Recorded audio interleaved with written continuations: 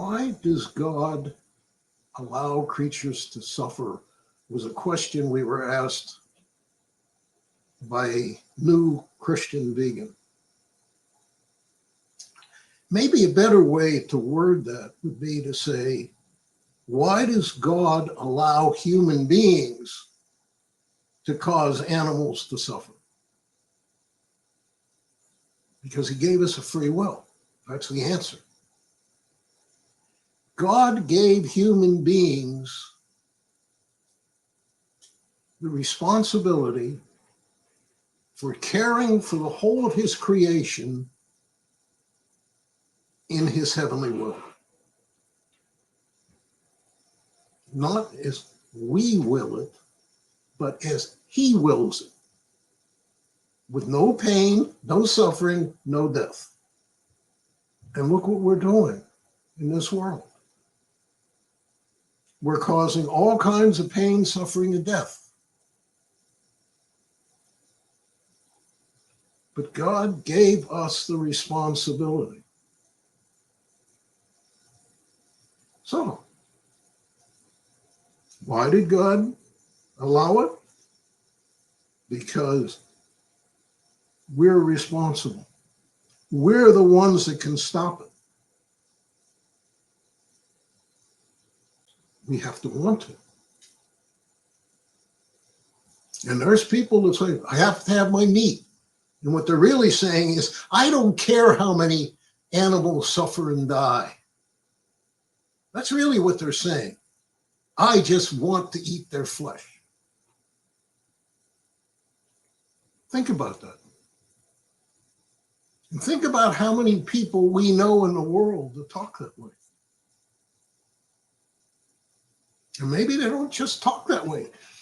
Go into a supermarket. Look at the meat aisle. Thankfully, it's getting smaller. But there's a lot of processed stuff.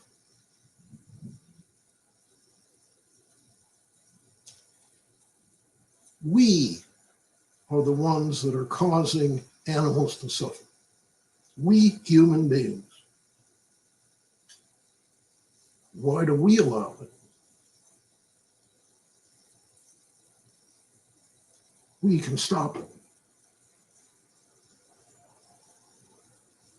We're not. Some of us are, in small areas. But it has to start with you and me and everybody else. And as a Christian vegan, you're not causing that pain, suffering, and death. And you can't do it with anger because that turns other people off. You have to do it in love. You have to set that example. And if you go back, when I first became vegan, which is nearly 40 years ago, it's changed dramatically. Nobody knew what vegan was back then. Or some people did, but for the most part, they didn't. Today, the term is pretty much universal. There's very few people today that don't know what it means.